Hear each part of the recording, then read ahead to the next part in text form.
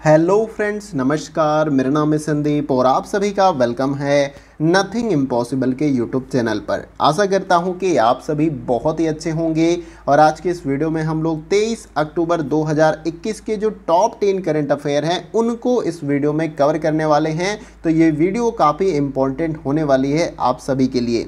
जैसा कि आप सभी को पता है कि करंट अफेयर एक ऐसा टॉपिक होता है जो सभी एग्जामों में पूछा जाता है, इसलिए मैंने यहाँ पर ऑलरेडी मेंशन कर रखा है कि ऑल एग्जाम इंपॉर्टेंट। यानी कि आप चाहे यूजीसी नेट की तैयारी कर रहे हैं या एसएससी की या वनडे एग्जाम की, यूपीएससी की, बैंक की, पीओ की, किसी भी एग्जाम में 4 से 5 क्वेश्चन आपको करंट अफेयर के देखने को मिलते हैं और इसे आप डेली बेसिस के तौर पे ही तैयार कर सकते हैं। या न्यूज़पेपर आप डेली बेसिस पे पढ़ सकते हैं, न्यूज़ देख सकते हैं। अगर ये दोनों नहीं कर पा रहे हैं तो हम प्रयास करते हैं कि पूरे दिन के अंदर जो भी महत्वपूर्ण घटनाएं घटित होती हैं जो कि आपके एग्जाम में पूछे जा सकते हैं उनको यहाँ पर कवर कराने का प्रयास करते हैं। तो चलिए फ्रेंड, वीडियो को स्टार्ट करते हैं और जितने भी ये टॉप 10 इंपॉर्टेंट करंट अफेयर हैं उनको यहाँ पर कवर करने का प्रयास करते हैं। तो आइए वीडियो को स्टार्ट करते हैं। देखिए यहाँ पर सबसे पहला जो हमारा क्वेश्चन है कि हाल ही में किस देश ने 2060 तक शुद्ध शून्य ग्रीन हाउस गैस उत्सर्जन तक पहुंचने का लक्ष्य रखा है। इन चारों विकल्पों में से अगर आपको आंसर पता है, किसी भी क्वेश्चन का अगर आपको आंसर पता है तो आप कमेंट बॉक्स में जवाब दे सकते हैं। देखिए इस क्वेश्चन का जो हमारा राइट आंसर हो जाएगा वो है आपका ऑप्शन नंबर बी। सऊदी अरब ने जो है 2060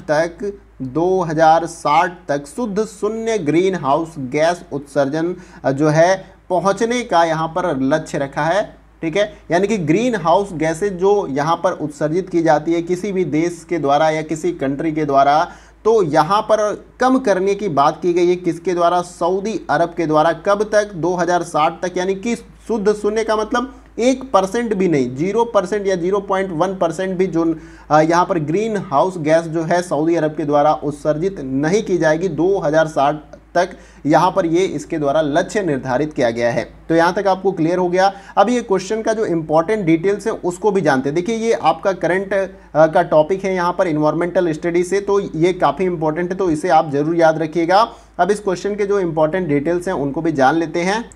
देखिए यहाँ पर पहले पॉइंट में मैंने बताया कि दुनिया के सबसे बड़े तेल उत्पादकों में से एक सऊदी अरब ने जो है घोषणा की है कि उसका लक्ष्य 2060 तक शुद्ध शून्य ग्रीन हाउस गैस उत्सर्जन तक पहुंचना है। यानी कि 2060 तक ये ग्रीन हाउस गैसों का उत्सर्जन एकदम खत्म कर देगा, इसलिए यहाँ पर शून्य लगाया गया है। ये आपको याद रखना, लक्ष्य रखा गया है लेकिन ये पॉसिबल नहीं है कि इस लक्ष्य को वो अचीव कर ले।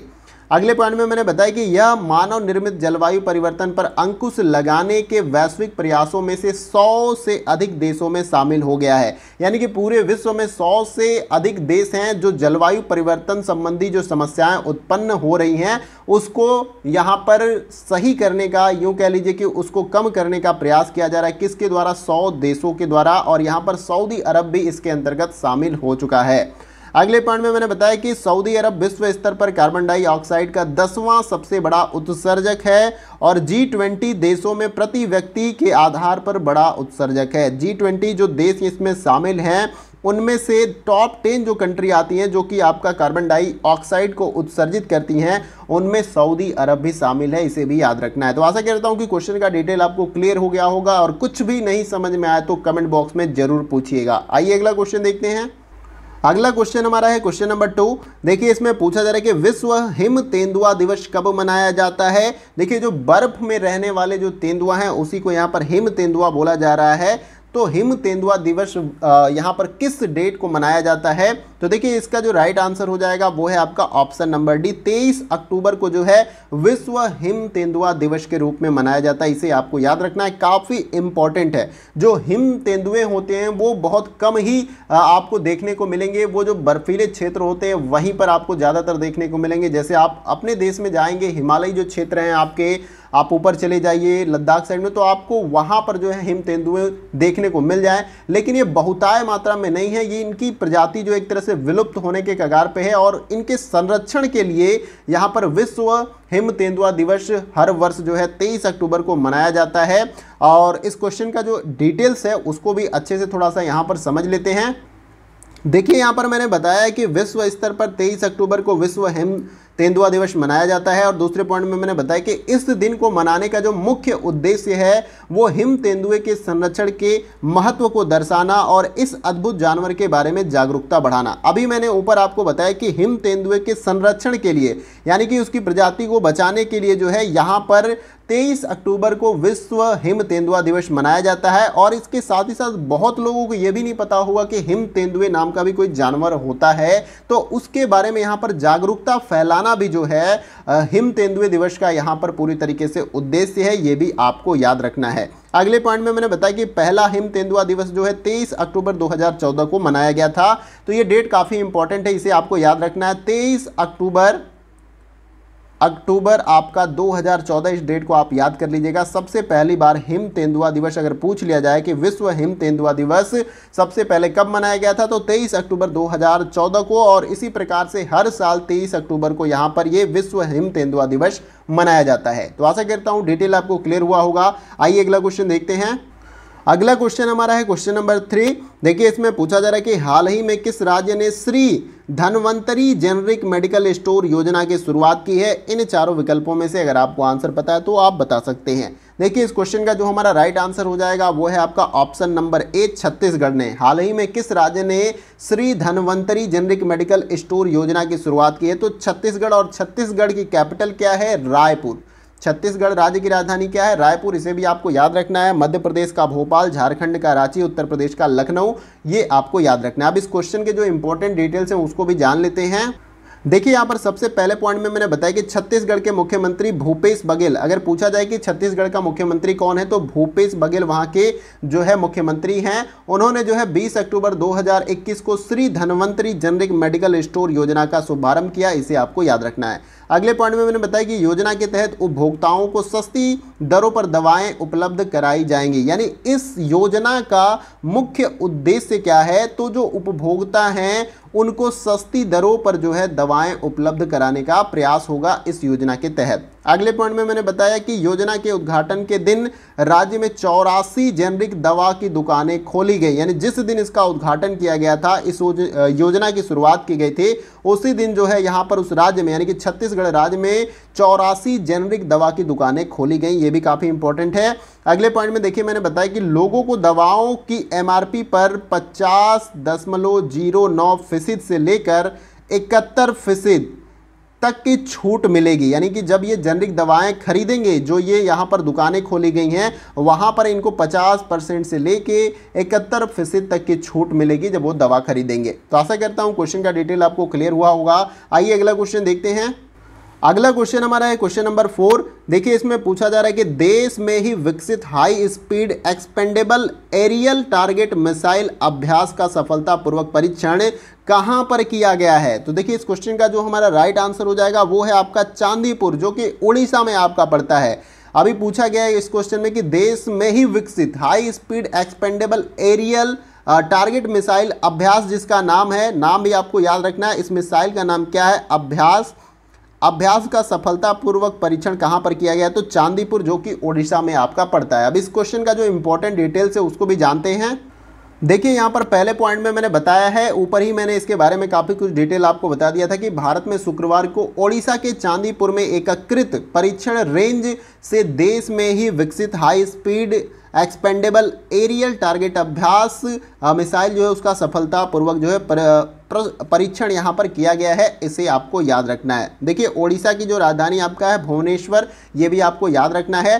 देखिए अब अगले पॉइंट में मैंने बताया कि DRDO ने यह जानकारी दी है कि इस यान का इस्तेमाल अनेक मिसाइल प्रणालियों का मूल्यांकन करने के लिए हवाई लक्ष्य के तौर पर किया जा सकता है। तो देखिए इसकी खासियत के बारे में DRDO के द्वारा बताया गया है। और इस मिसाइल को कह लीजिए, इस अभ्यास मिसाइल को किसके द्वारा विकसित किया गया, वो DRDO के द्वारा विकसित किया, इसे भी याद रखना है आपको। और यहाँ पर DRDO के द्वारा ही बताया गया कि इसका जो इस्तेमाल है किसी भी यान का जो है यहाँ पर उसकी कार्यप्रणाली का मूल्यांकन करने के लिए जो है हवाई लक्ष्य के तौर पर किया जा सकता है अभ्यास का। ठीक है, अगले पॉइंट में मैंने बताया कि और यह राडार और इलेक्ट्रो ऑप्टिकल निगरानी प्रणाली समेत दूरमापी तथा अनेक सेंसरों के माध्यम से लक्षित यान के कामकाज पर निगरानी रख सकती है। यानी कि किसी भी यान को जब इससे टारगेट किया जाएगा तो उसमें जो है जो भी और भी कुछ भी उसके कामकाज अंदर हो रहे होंगे उस यान के अंतर्गत, तो उसको भी ये मेजर कर सकता है, क्योंकि इसमें बहुत सारे इलेक्ट्रो ऑप्टिकल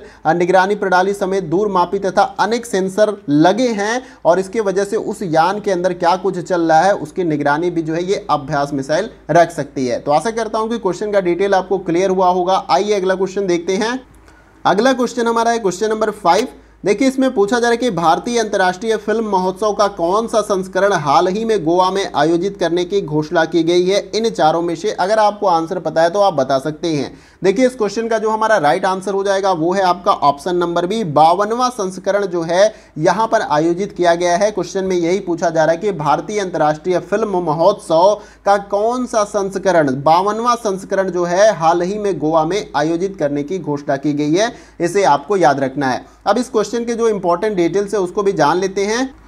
देखिए, यहां पर मैंने बताया पहले पॉइंट में कि भारतीय अंतर्राष्ट्रीय फिल्म महोत्सव 52वां संस्करण हाल ही में गोवा में जो है 20 से आपका 28 नवंबर तक जो है आयोजित करने की घोषणा की गई है। और इसके साथ ही पहली बार यहां पर IFFI ने महोत्सव में भाग लेने के लिए प्रमुख OTT खिलाड़ियों को भी आमंत्रित किया है। यह भी आपको याद रखना है। तो आशा करता हूं क्वेश्चन का डिटेल आपको क्लियर हुआ होगा। आइए अगला क्वेश्चन देखते हैं।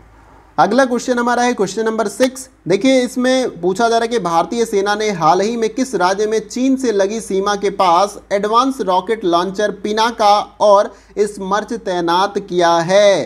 तो आपको इन चारों में से अगर सही आंसर पता है तो आप जवाब भी दे सकते हैं। देखिए, इस क्वेश्चन का जो हमारा राइट आंसर हो जाएगा वो है अरुणाचल प्रदेश में जो है भारतीय सेना ने हाल ही में जो है चीन से लगी सीमा के पास एडवांस रॉकेट लॉन्चर पिनाक और स्मर्च को तैनात किया है। कहां पर? अरुणाचल प्रदेश जो हमारा है वहां पर चीन का बॉर्डर लगता है, तो वहां पर जो है भारतीय सेना के द्वारा जो है एडवांस रॉकेट लॉन्चर पिनाक और स्मर्च को तैनात किया गया है।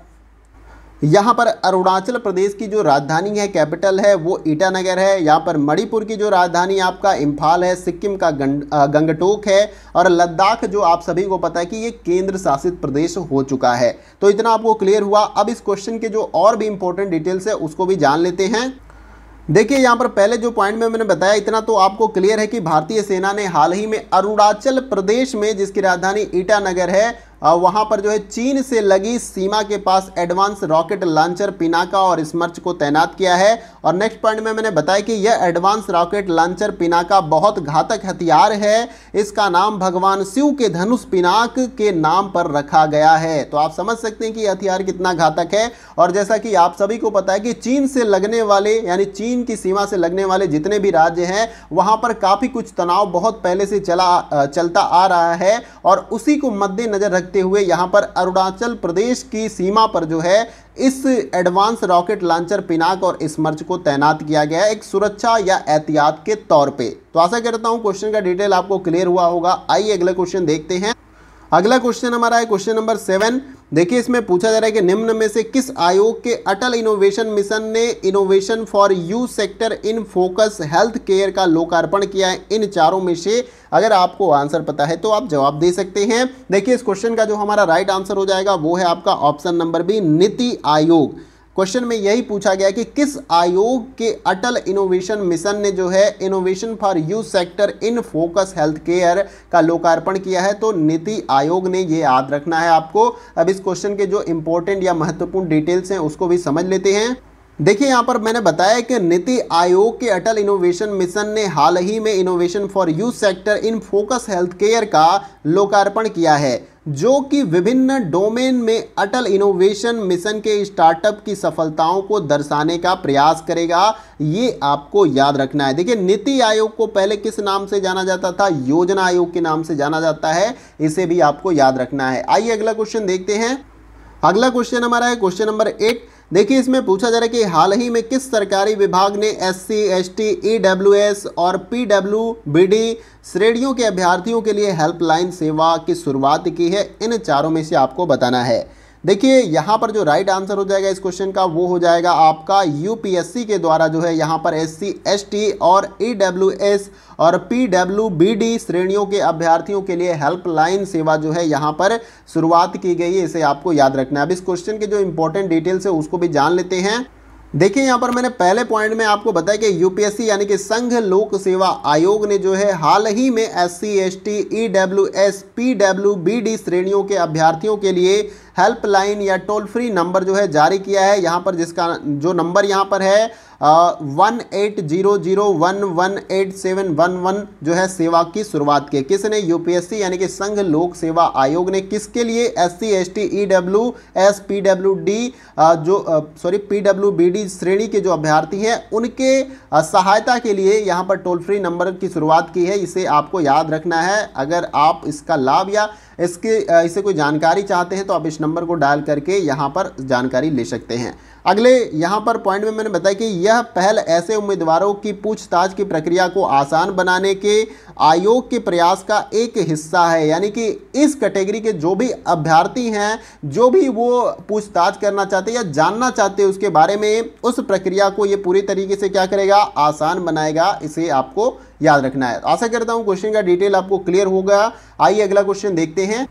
अगला क्वेश्चन हमारा है क्वेश्चन नंबर 9। देखिए इसमें पूछा जा रहा है कि हाल ही में किस देश ने हाल ही में गणतंत्र बनने से पहले डेम सेंड्रा मिशन को अपना पहला राष्ट्रपति चुना है। इन चारों विकल्पों में से आपको सही आंसर पता है तो आप बता सकते हैं कि किस देश ने हाल ही में गणतंत्र बनने से पहले डेम सेंड्रा मिशन को अपना पहला राष्ट्रपति चुना है। इस क्वेश्चन का जो हमारा राइट आंसर हो जाएगा वो है आपका ऑप्शन नंबर ए, बारबाडोस देश ने जो है हाल ही में गणतंत्र बनने से पहले डेम सेंड्रा मिशन को अपना पहला राष्ट्रपति चुना है, इसे आपको याद रखना है। अब इस क्वेश्चन के जो इंपॉर्टेंट डिटेल्स है उसको भी जान लेते हैं।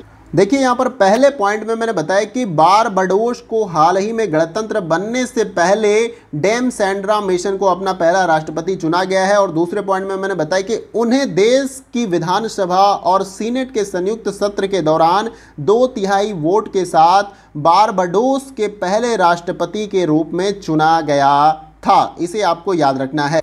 अब आपको यह याद कर लेना है कि ये बारबाडोस जो देश है वो आपका कैरिबियन द्वीप जो है स्थित एक द्वीप है वहां पर, और ये देश वहीं पर बसा हुआ है, और इसकी जो राजधानी है या कैपिटल है उसे भी आपको याद रखना है। ब्रिज टाउन जो है बारबाडोस की जो है कैपिटल है, इसे आपको याद रखना है। ये कहाँ पर स्थित है आपका? तो कैरिबियन द्वीप पर जो है ये देश आपका स्थित है, इसे आपको याद रखना है। तो आशा करता हूँ कि क्वेश्चन का डिटेल आपको क्लियर हुआ होगा। आइए अगला क्वेश्चन देखते हैं। अगला क्वेश्चन हमारा है क्वेश्चन नंबर 10, और ये वीडियो का हमारा लास्ट क्वेश्चन होगा। जैसा कि आप सभी को पता है कि हम यहाँ पर करंट अफेयर के अंतर्गत टॉप 10 करंट अफेयर को पर डे के जो डेली बेसिस पे होते हैं उनको कवर करने का प्रयास करते हैं। तो देखिए यहाँ पर क्वेश्चन नंबर 10 में पूछा जा रहा है कि हाल ही में कहाँ पर hyper scale data centre data समुद्र का उद्घाटन किया गया है। इन चारों विकल्पों में से आपको बताना है। तो देखिए इस क्वेश्चन का जो हमारा जो राइट आंसर हो जाएगा वो है आपका ऑप्शन नंबर बी, बेंगलोर। हाल ही में कहां पर hyper scale data centre data समुद्र का उद्घाटन किया गया, तो बेंगलोर में, ये आपको याद रखना है। अब इस क्वेश्चन के जो इंपॉर्टेंट डिटेल्स हैं उसको भी जान लेते हैं। देखिए यहाँ पर मैंने पहले पॉइंट में आपको बताया कि टेली इंडिया नेटवर्क्स ने 22 अक्टूबर 2021 को बेंगलोर में अपनी greenfield hyper scale data centre data समुद्र का अनावरण किया है। और यहाँ पे दूसरे पॉइंट में मैंने बताया कि डेटा समुद्र भारत का पहला on demand on requirement data centre होगा। और इसके बाद से नेक्स्ट पॉइंट में मैंने बताया कि यह फ्यूचरिस्टिक आईटी और कोर इंफ्रास्ट्रक्चर के साथ 500 हाई डेंसिटी रैंक और 3 मेगावाट का आईटी पावर लोड प्रदान करेगा। इसके साथ ही साथ अगले पॉइंट में मैंने बताया कि यह अत्याधुनिक सुविधाओं के साथ बेंगलुरु के नए KIADAB IT पार्क में जो है स्थित है। कहाँ पर यह स्थित है? आपका जो डेटा समुद्र यहाँ पर है वो कहाँ पर स्थित है, वो आपका है KIADAB IT पार्क में स्थित है। और ये कहाँ पर, बेंगलुरु के अंदर, बेंगलुरु के अंदर, ये भी आपको याद रखना है। काफ़ी इंपॉर्टेंट ये क्वेश्चन है, इसे आपको अच्छे से याद रखना होगा। तो आशा करता हूँ कि क्वेश्चन का डिटेल आपको क्लियर हुआ होगा और कुछ भी समझ में नहीं आए, किसी क्वेश्चन के डिटेल्स को आप समझने में दिक्कत महसूस कर रहे हैं या क्वेश्चन ही आपको क्लियर नहीं हो रहा है, तो आप कमेंट बॉक्स में मुझसे पूछ सकते हैं। इसके साथ ही साथ किसी क्वेश्चन को लेकर अगर आपको डाउट होता है, कुछ क्वेरी है आपकी, तो आप उसके बारे में भी कमेंट बॉक्स में पूछ सकते हैं। और उम्मीद करता हूं, आशा करता हूं कि वीडियो का सेशन आप सभी को पसंद आया होगा। और वीडियो कहीं से भी अच्छा लगे तो आप वीडियो को लाइक कर सकते हैं। आपके एक लाइक से हमें बहुत सारा मोटिवेशन और अप्रिशिएशन मिलता है। लाइक का कोई चार्ज नहीं लगता, लाइक का कोई पैसा नहीं लगता, बस आप लाइक कर देते हैं तो उससे पॉजिटिव फीडबैक आता है और हम इसी प्रकार से कार्य करने के लिए मोटिवेट होते रहते हैं। और इसके साथ ही साथ आप वीडियो को दूसरे दोस्तों के साथ शेयर कर सकते हैं।